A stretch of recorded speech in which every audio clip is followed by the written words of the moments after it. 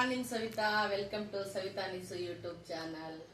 ನಾನು ಇವತ್ತಿನ ದಿವಸ ವಿಡಿಯೋ ಮಾಡೋದಕ್ಕೆ ಆಗಲಿಲ್ಲ, ಕುಕ್ಕಿಂಗ್ ವಿಡಿಯೋನ. ಹಾಗಾಗಿ ಇವತ್ತು ನಾನು ನಮ್ಮ ನಾಯಕನಟ್ಟಿ ತಿಪ್ಪೇಸ್ವಾಮಿ ಜಾತ್ರೆ ಇರೋದ್ರಿಂದ ಅದ್ರ ಪ್ರಯತ್ನ ನಾನು ಏನೇನೆಲ್ಲ ರೆಡಿ ಮಾಡಿಕೊಂಡು ಸ್ವಾಮಿ ಜಾತ್ರೆನ ಅಥವಾ ಕೊಬ್ಬರಿನ ಹೇಗೆಲ್ಲ ಸುಟ್ಟೆ, ಹಾಗೆ ನಾನು ಜಾತ್ರೆಗೂ ಹೋಗಿ ಬಂದೆ, ಅಲ್ಲಿದೂ ಕೂಡ ನಿಮಗೆ ತೋರಿಸ್ತೀನಿ. ಇವತ್ತು ಅದಕ್ಕೆ ಲಾಗ್ ಮಾಡೋಣ ಅಂತ ಹೇಳ್ಬಿಟ್ಟು ನಾನು ಈ ಎಲ್ಲ ವಿಡಿಯೋಗಳನ್ನ ಕಲೆಕ್ಟ್ ಮಾಡಿಕೊಂಡು ನಿಮಗೆ ಹಾಕ್ತಾ ಇದ್ದೀನಿ. ನೋಡಿ, ಎಲ್ಲಾನು ಎಂಜಾಯ್ ಮಾಡಿ. ಹಾಗೆ ಸಬ್ಸ್ಕ್ರೈಬ್ ಆಗದೆ ಇರೋರು ಸಬ್ಸ್ಕ್ರೈಬ್ ಆಗಿ. ನೋಡೋಣ.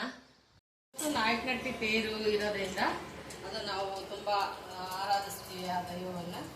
ಹಾಗಾಗಿ ನಾವು ಅದನ್ನ ಪ್ರತಿ ವರ್ಷನೂ ನಾವು ತೇರನ್ನ ಆಚರಿಸ್ಕೊಂಡು ಬರ್ತಾರೆ. ಎಲ್ಲಿಂದನೂ ಅದನ್ನ ರೂಢಿಯಲ್ಲಿದೆ. ನಾನು ಕೂಡ ಹಾಗೆ ಆಚರಿಸ್ತೀನಿ. ಹಾಗಾಗಿ ಪ್ರಸಾದಕ್ಕೆ ನಾನು ಪೂಜೆಗೆಲ್ಲ ರೆಡಿ ಮಾಡಿಕೊಂಡು ಅಡುಗೆ ಎಲ್ಲ ಮಾಡ್ತಾ ಇದ್ದೀನಿ. ಅದಕ್ಕೆ ನಾವು ಹೋಳಿಗೆನೇ ಮಾಡೋದ್ರಿಂದ ಹಾಗಾಗಿ ಹೋಳಿಗೆ ಮಾಡ್ತಾ ಇದ್ದೀನಿ, ಕರಿಗಡುಬು ಮಾಡ್ತಾ ಇದ್ವಿ. ಆದರೆ ಒಬ್ಬಳೇ ಇರೋದ್ರಿಂದ ನಾನು ಉದ್ದೋಳಿಗೆ ಮಾಡ್ತಾ ಇದ್ದೀನಿ. ಇವತ್ತು ಎಲ್ಲ ಪ್ರಿಪ್ರೇಷನ್ ನಡೀತಾ ಇದೆ ನೋಡಿ. ಅಡುಗೆ ಮಾಡ್ಕೊಂಡು ನಂತರದಲ್ಲಿ ಪೂಜೆಗೆಲ್ಲ ರೆಡಿ ಮಾಡ್ಕೊತೀವಿ. ಇವತ್ತು ಐನವರೆಲ್ಲ ಬರ್ತಿದ್ದಾರೆ ಮನೆಗೆ. ಹಾಗಾಗಿ ಕಟ್ಲೆ ಮಾಡಿಸ್ಕೋಬೇಕು, ಭಿನ್ನ ಮಾಡಬೇಕು. ಹಾಗಾಗಿ ಇವಾಗ ರೆಡಿ ಮಾಡ್ಕೊತಾ ಇದ್ದೀನಿ ಎಲ್ಲ.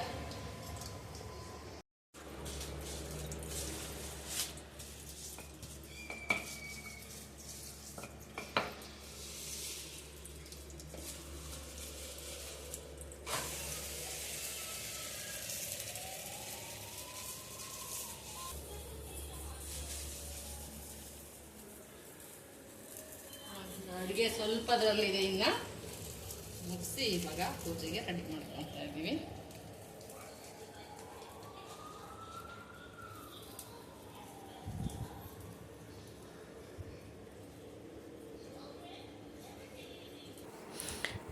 ನಾನು ಅಡುಗೆ ಎಲ್ಲನೂ ಮುಗಿಸ್ಕೊಂಡು ಹಾಗೆ ಮಗಳೂ ನಾನು ಕೂಡ ದೇವರ ಪೂಜೆಗೆಲ್ಲನ ನಾವು ರೆಡಿ ಮಾಡ್ಕೊಂಡ್ವಿ. ಅಷ್ಟೂ ನಾವು ಕೊಬ್ಬರಿ ಸುಡೋದಕ್ಕೆ ಕೊಬ್ಬರಿ ತಟ್ಟೆ, ಎಡೆ, ಹೂವು, ಪತ್ರೆಗಳು, ವಿವಿಧವಾದ ರೀತಿ ಹೂಗಳನ್ನೆಲ್ಲ ಜೋಡಿಸ್ಕೊಂಡ್ವಿ.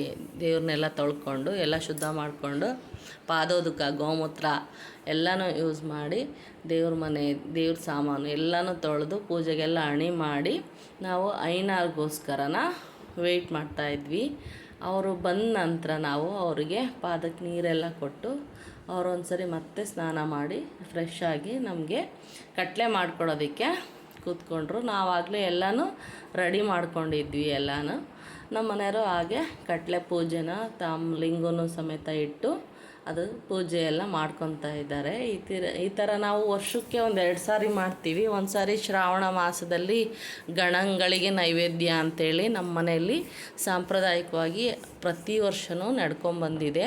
ಹಾಗೆ ನಾಯಕನಟ್ಟಿ ಜಾತ್ರೆ ದಿವಸನೂ ಕೂಡ ನಾವು ಗಣಗಳಿಗೆ ಅಂದರೆ ಐನವ್ರಿಗೆ ನಾವು ಪೂಜೆನ ಸಲ್ಲಿಸ್ತೀವಿ. ಅವ್ರು ಬರದೇ ಇದ್ದರೆ ನಮ್ಮ ಜಾತ್ರೆಗಳು ಅಥವಾ ಹಬ್ಬಗಳು ಯಾವುದು ಪರಿಪೂರ್ಣ ಆಗಲ್ಲ ಅಂತ ಭಾವಿಸ್ಕೊಂಡಿದ್ದೀವಿ. ಆದರೆ ಪ್ರತಿ ಹಬ್ಬಕ್ಕೂ ಕರೆಯೋದಕ್ಕೆ ಸಿಗೋದಿಲ್ಲ ನಮಗೆ. ಹಾಗಾಗಿ ನಾವು ವರ್ಷಕ್ಕೊಂದು-2 ಸಾರಿನಾದ್ರೂ ನಾವು ಕರೆದು ಮನೆಗೆ ಕಟ್ಲೆ ಎಲ್ಲ ಮಾಡಿಸ್ಕೊಂಡು ಹಾಗೆ ಅವ್ರ ಪಾದೋದಕದ ನೀರನ್ನು ಎಲ್ಲ ಮನೆಗೆಲ್ಲ ಹಾಕ್ಕೊಂಡು ನಾವೆಲ್ಲ ಶುದ್ಧಿ ಮಾಡಿಕೊಂಡು ನಾವು ಕೂಡ ಪೂಜೆ ಎಲ್ಲ ಮುಗಿಸ್ಕೊಂಡು ಕಟ್ಲೆ ತೊಗೊತೀವಿ. ಎಲ್ಲನ ಪ್ರಸಾದ ಅದು ನಮಗೆ ಕೊಡ್ತಾರೆ. ಆ ಥರ ಎಲ್ಲ ನಮ್ಮ ಮನೆಯವರೇ ಮಾಡ್ಕೊಳ್ಳೋದು ಯಾವಾಗ್ಲೂ. ಕಟ್ಲೆ ಪೂಜೆಯ ಮಗ ಇದ್ದರೆ ಮಗಂಗೂ ಹೇಳ್ಕೊಟ್ಟು ಮಾಡಿಸ್ತಾರೆ. ಅವನು ಈ ವರ್ಷ ಇರಲಿಲ್ಲ ನಮಗೆ ನಾಯಕನಟ್ಟಿ ತೇರಿನ ದಿವಸ. ಹಾಗಾಗಿ ನಮ್ಮ ಮನೆಯವರೆಲ್ಲ ಮಾಡಿದರು. ಎಲ್ಲ ಪೂಜೆ ಆದ ನಂತರ ನಾವು ಕೊಬ್ಬರಿ ಎಲ್ಲನೂ ಪೂಜೆ ಮಾಡಿ ಜೋಡಿಸಿಟ್ಟಿರ್ತೀವಲ್ಲ, ಅದಕ್ಕೆ ಮೊದಲು ಪೂಜೆ ಎಲ್ಲ ಹಾಕಿ ಅದು ಕೊಬ್ಬರಿ ಅವ್ರು ಹೇಳ್ಕೊಡ್ತಾ ಇದ್ದಾರೆ ಎಲ್ಲನ ಐನೋರು. ಈ ಥರ ಇಡಪ್ಪ ಹಿಂಗೆ ಅಂತ ಹೇಳಿ. ಎಷ್ಟೇ ಗೊತ್ತಿದ್ರೂ ಒಂದು ಗುರುಗಳ ಆದೇಶದಂತೆಯೇ ಮಾಡಬೇಕಲ್ಲ. ಹಂಗಾಗಿ ಅವರ ಸಮ್ಮುಖದಲ್ಲೇ ನಾವು ಆ ಕೊಬ್ಬರಿ ಒಂದು ಏನು ಹೇಳ್ತೀವಲ್ಲ, ಕೊಬ್ಬರಿದು ಏನು ಗೂಡು ಕಟ್ಟಿರ್ತೀವಿ, ಆ ಗೂಡಿಗೆಲ್ಲ ಪೂಜೆ ಮಾಡಿ ಮಂಗಳಾರತಿ ಮಾಡಿ ನೈವೇದ್ಯ ಮಾಡಿ ನಂತರ ಅದನ್ನು ನಾವು ಹೊತ್ತಿಸ್ತೀವಿ. ಎಲ್ಲನ ಅದೇ ಕಡಲೆ ಬತ್ತಿಯಿಂದನೇ ತುಪ್ಪದ ಬತ್ತಿ ಮಾಡಿಟ್ಟಿರ್ತೀವಿ. ತುಪ್ಪದ ಬತ್ತಿಯಿಂದನೇ ನಾವು ಕೊಬ್ಬರಿನ ಸುಡೋದಕ್ಕೆ ನಾವು ಬಳಸ್ತೀವಿ. ಹಾಗೆ ಅದಕ್ಕೆ ಕೊಬ್ಬರಿ ಎಲ್ಲ ಹಚ್ಚಿ ಇವಾಗ ಮತ್ತು ನೈವೇದ್ಯ ಎಲ್ಲ ಇಟ್ಟಿರ್ತೀವಿ. ನೈವೇದ್ಯ ಎಲ್ಲನ ಕಾಯಿ, ಬಾಳೆಹಣ್ಣು, ಎಡೆಗಳನ್ನು ಎಲ್ಲನೂ ಕೊಡೋಣ. ಅದು ಅಷ್ಟೂ ನಾವು ಕೊಬ್ಬರಿ ಸುಡೋಕ್ಕೆ ಎಲ್ಲ ರೆಡಿ ಮಾಡಿದ ಮೇಲೇ ನೈವೇದ್ಯ ಮಾಡೋದು. ಮೊದಲೇ ಎಲ್ಲ ರೆಡಿ ಮಾಡಿ ಇಟ್ಕೊಂಡು ಕೊಬ್ಬರಿ ಸುಟ್ಟ ನಂತರ ಸುಡಬೇಕಾದ್ರೆ ಮತ್ತೊಂದು ಸರ್ತಿ ಗಂಟೆ ಹಾಕಿ ಎಲ್ಲ ನೈವೇದ್ಯನ ಮಾಡ್ಕೊಂಬರ್ತಾರೆ ನಮ್ಮ ಮನೆಯವರು. ಈ ಥರ ಪ್ರೊಸೀಜರಲ್ಲಿ ನಾವು ಪ್ರತಿ ವರ್ಷನೂ ಮಾಡೋದು. ಪ್ರತಿ ವರ್ಷ ತುಂಬಾ ಕೊಬ್ಬರಿ ಹಾಕಿ ಸುಡ್ತಾಯಿದ್ವಿ. ಆ ತಾಟ್ ತುಂಬ ಅದಕ್ಕೆ ಅಂತಲೇ ನಾವು ಮಾಡಿದ್ದೀವಿ, ಅದನ್ನು ಕೊಬ್ಬರಿ ಸುಡೋದಕ್ಕೆ ಅಂತಲೇ ತುಂಬ ದೊಡ್ಡದಾಗಿ ಗೂಡು ಕಟ್ಟೋರು ನಮ್ಮ ಮನೆಯವರು.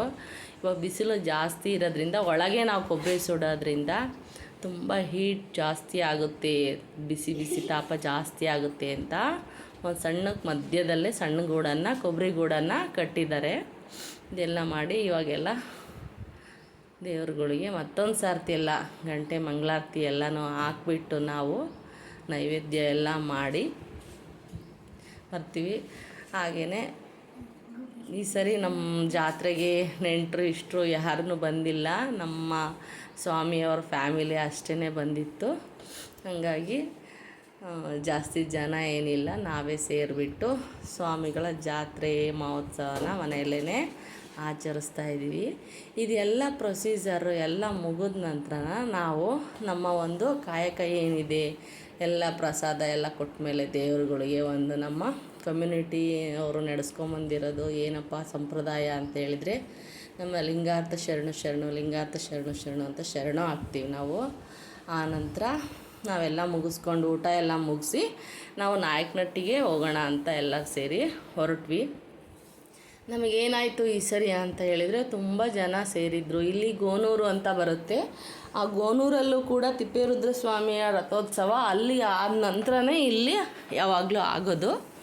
ಆದರೆ ಈ ಸರಿ ತುಂಬ ಅಲಂಕಾರ ಎಲ್ಲ ತುಂಬ ಚೆನ್ನಾಗಿ ಮಾಡಿ ಆ ರಥಕ್ಕೆ ಎಲ್ಲನೂ ಭಕ್ತರು ತುಂಬ ಜನ ಸೇರ್ಕೊಂಡ್ಬಿಟ್ಟಿದ್ರು ಅಂತ ಹೇಳ್ಬಿಟ್ಟು ನಮಗೆ ಗೋನೂರು ಮಾರ್ಗವಾಗಿ ಹೋಗೋ ಅಂಥ ರೋಡು ಬ್ಲಾಕ್ ಆಗಿಬಿಟ್ಟಿತ್ತು. ಅಲ್ಲಿ ಎಲ್ಲ ಟ್ರಾಫಿಕ್ಕು ಪೊಲೀಸ್ಗಳು ಎಲ್ಲ ತಡೆದು ಆ ರೋಡಲ್ಲಿ ಹೋಗೋದಕ್ಕೆ ನಮಗೆ ಬಿಡಲೇ ಇಲ್ಲ.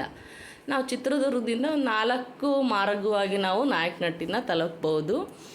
ಒಂದು ಹೊಸಪೇಟೆ ರೋಡಲ್ಲಿ ಮುಷ್ಟೂರಿಂದ ಹೋಗೋ ಒಂದು ಮಾರ್ಗ ಇದೆ, ಇನ್ನೊಂದು ತುರುನೂರೊಳಗಿಂದನೂ ಹೋಗೋ ಅಂಥ ಮಾರ್ಗ ಇದೆ, ಒಂದು ಗೋನೂರು ಮಾರ್ಗವಾಗಿ ಹೋಗ್ಬೋದು, ನೆಕ್ಸ್ಟು ಚಳ್ಳಕೆರೆಯಿಂದನೂ ನಾವು ಹೋಗ್ಬೋದು. ನಾವು ಗೋನೂರು ಮೇಲೆ ಹೋದರೆ ನಾವು ಈ 3 ದಾರಿಗಳಿಗಿಂತನೂ ಒಂದು 12-13 ಕಿಲೋಮೀಟ್ರ್ ಸೇವ್ ಆಗುತ್ತೆ. ರೋಡು ತುಂಬ ಚೆನ್ನಾಗಿದೆ ಅಂತ ಅಲ್ಲೇ ಹೋಗೋದು. ಈ ಸರಿ ಬ್ಲಾಕ್ ಆಗಿಬಿಟ್ಟಿತ್ತು. ಹಾಗಾಗಿ ನಮ್ಮ ಮನೆಯವರು ತುರ್ನೂರು ರೋಡಲ್ಲಿ ನಾವು ಯಾವತ್ತೂ ಹೋಗಿಲ್ಲ, ಅಲ್ಲೇ ಹೋಗೋಣ ಅಂತೇಳಿ ಕರ್ಕೊಂಡೋದ್ರು. ಅದು ಹೋದರೂ ಕೂಡ ನಾವು ಮುಷ್ಟೂರು ರೋಡಿಗೆ ಅಟ್ಯಾಚ್ ಆಗುತ್ತೆ ರೋಡು. ಅಲ್ಲಿ ಹೋಗಿ ಮತ್ತೆ ಮುಷ್ಟೂರಿಗೆ ಜಾಯ್ನ್ ಆಗಿ ಕೆರೆ ಏರಿ ಮೇಲೆ ನಾವು ಹೋಗೋವಷ್ಟೊತ್ತಿಗಾಗಲೇ ತೇರು ಹರಿದ್ಬಿಟ್ಟಿತ್ತು. ಆವಾಗ ನೋಡ್ರಿ ದಾರಿ ಕಾಣ್ತಾ ಇದೆ. ಆವಾಗ ತೇರಿನ ಟೈಮಲ್ಲಿ ಏನಾದರೂ ನಾವು ನಾಯಕನಹಟ್ಟಿ ಪ್ರವೇಶ ಮಾಡಬೇಕು ಅಂತಂದರೆ ಸಾಧ್ಯನೇ ಇಲ್ಲ. ಸಿಂಗಲ್ ಬೈಕೂ ಕೂಡ ಅದರಲ್ಲಿ ಹೋಗೋಕ್ಕಾಗೋದಿಲ್ಲ, ಅಷ್ಟು ಜನ, ತುಂಬ ಸಾಗರನೇ ತುಂಬಿ ಇರುತ್ತೆ. ನಾವು ಒಬ್ಬರೇ ನಡ್ಕೊಂಡು ಹೋಗೋದು ತುಂಬ ಕಷ್ಟ ಆಗುತ್ತೆ. ತೇರು ಸ್ವಲ್ಪ ಹರಿದು ಈ ಕಡೆ ಬಂದಿತ್ತು, ಕೆರೆ ಏರಿ ಹತ್ತತ್ರ ಈ ಕಡೆ ಒಂದು ರೌಂಡ್ ಬಂದುಬಿಟ್ಟಿತ್ತಾಗಲಿ ತೇರು. ಹಂಗಾಗಿ ಸ್ವಲ್ಪ ಜನಗಳು ರೋಡಿಗೆ ನಮಗೆ ಅಡ್ಡವಾಗಿದ್ದವರೆಲ್ಲ ಸರಿದು ಒಂದು ಸ್ವಲ್ಪ ದಾರಿ ಕಾಣ್ತಾ ಇದೆ. ಹಂಗಾಗಿ ಸಾಹಸ ಮಾಡಿ ನಮ್ಮ ಮನೆಯವರು ಕಾರನ್ನು ನಾಯಕನಹಟ್ಟಿ ಕೆರೆ ಏರಿ ಮೇಲೆ ಎಂಟ್ರೆನ್ಸಿಗೆ ಒಂದು ಹತ್ರ ಪಾರ್ಕಿಂಗ್ ಮಾಡೋದಕ್ಕೆ ಅಂತೇಳಿ ನಿಧಾನವಾಗಿ ತಗೊಂಡು ಹೋಗ್ತಿದ್ದಾರೆ. ಇಷ್ಟು ದಾರಿ ಕಾಣ್ತಿದೆ ಅಂದರೆ ನಮ್ಮ ಪುಣ್ಯ. ಇವತ್ತು ನಮ್ಮ ಚಿತ್ರದುರ್ಗದಲ್ಲಿ ಮೋಸ್ಟ್ ಪಾಪ್ಯುಲರ್ ತೇರು ಅಂದರೆ ತುಂಬ ಜನ ಸೇರೋ ಅಂಥ ವಿಜೃಂಭಣೆಯಾಗಿ ನಡೆಯೋ ಅಂಥ ಜಾತ್ರೆ ಅಂತಂದರೆ ಶ್ರೀ ನಾಯಕನಹಟ್ಟಿ ತಿಪ್ಪೇರುದ್ರಸ್ವಾಮಿಗಳ ರಥೋತ್ಸವ. ನೋಡ್ರಿ, ಸಾಂಗವಾಗಿ ಲಕ್ಷಾಂತರ ಜನಗಳ ಮಧ್ಯೆ ಈ ಥರ ಸಾಂಗವಾಗಿ ನೆರವೇರಿ ಆಗಲೇ ನಿಂತ್ಬಿಟ್ಟಿತ್ತು. ಅದು ನಿಂತ್ಕೊಳ್ಳೋ ಜಾಗದಲ್ಲಿ ನಾವು ಎಲ್ಲ ಕ್ರೌಡಲ್ಲೂ ಕೂಡ ನಾವು ತಳ್ಕೊಂಡು ಮಾಡಿಕೊಂಡು ಜಾತ್ರೆಯಿಂದ ಇದ್ದಿದ್ದೆ ಎಲ್ಲರೂ ಒಬ್ರಿಗೊಬ್ರು ತಳ್ಕೊಂಡು ಹೋಗದೇ ಇದ್ದರೆ ಆಗೋದೇ ಇಲ್ಲ ನಾವು ಗುರಿ ಮುಟ್ಟೋದಕ್ಕೆ, ಸ್ವಾಮಿಯನ್ನು ಮುಟ್ಟಿ ತಲುಪಿ ಬರೋದಕ್ಕೆ. ನಾವು ಹಾಗೆಯೇ ಸಾಹಸ ಮಾಡಿ ತೇರು ನಿಂತಿತ್ತು, ಅಲ್ಲಿನೂ ದೇವರು ಅದರೊಳಗೆ ಇರೋದ್ರಿಂದ ನಮ್ಮದೇನು ವಾಡಿಕೆ ಅಂತೇಳಿದರೆ ಹೋಗಿ ಎಲ್ಲರೂ ಒಂದು ಸರಿ ತೇರ್ಗಾಲಿ ಮುಟ್ಟಿ ಅದಕ್ಕೆ ಒಂದು ಕಾಯಿ ಹೊಡೆದು ನಮಸ್ಕಾರ ಮಾಡಿ ಬರಬೇಕು. ಯಾಕೆಂದರೆ ದೇವಸ್ಥಾನಗಳೊಳಗೆ ಹೋಗೋಕ್ಕಾಗೋದಿಲ್ಲ ಇಂಥ ಜನ ಇದ್ದ ಟೈಮಲ್ಲಿ ಅಂಥೇಳಿ ನಾವು ಆ ಥರ ಮಾಡ್ಕೊತೀವಿ. ದೇವರು ಇನ್ನೂ ತೇರಿನ ಮೇಲೇ ಇತ್ತು, ಅದಕ್ಕೆಲ್ಲನೂ ಇಳಿಸ್ಕೊಂಬರೋದಕ್ಕೆ ಪ್ರಯತ್ನ ಮಾಡ್ತಾಯಿದ್ರು. ಯಾಕೆಂದರೆ ಉತ್ಸವ ಮಾಡಿ ಮತ್ತೆ ಮೂರ್ತಿನ ಒಳಮಟ್ಟದ ದೇವಸ್ಥಾನದೊಳಗೆ ಇಡ್ತಾರೆ ಯಾವಾಗಲೂ.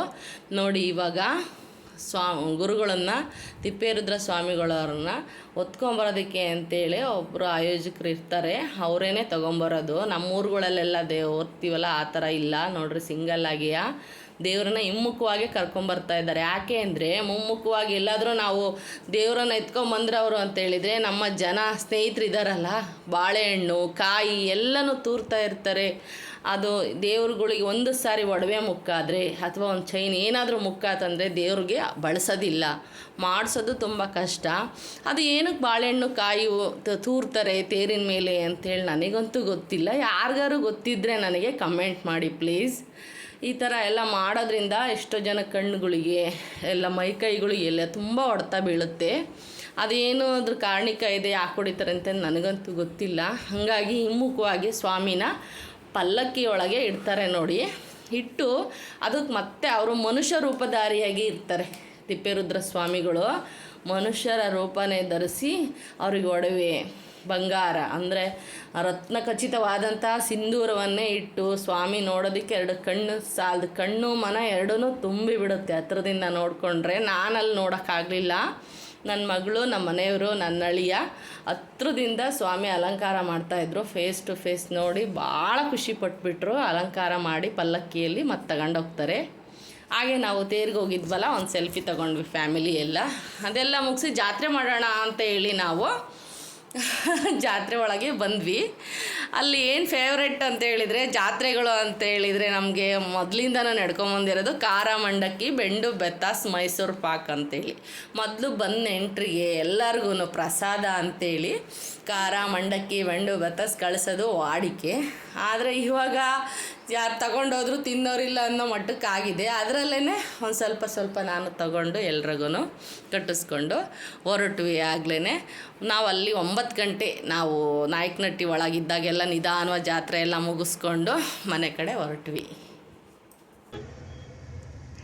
ಜಾತ್ರೆ ಟೋಟಲಾಗಿ ಇವತ್ತು ನಾಯಕನಹಟ್ಟಿ ತಿಪ್ಪೇರುದ್ರ ಸ್ವಾಮಿ ರಥೋತ್ಸವ ಮತ್ತು ನಮ್ಮ ಎಂಜಾಯ್ಮೆಂಟ್ಸ್ ಇಲ್ಲಿಗೆ ಮುಗೀತು. ಇವಾಗ ನಾಯಕನಹಟ್ಟಿ ಬಿಟ್ಟು ನಾವು ಚಿತ್ರದುರ್ಗಕ್ಕೆ ಹೊರಡ್ತಾ ಇದ್ದೀವಿ.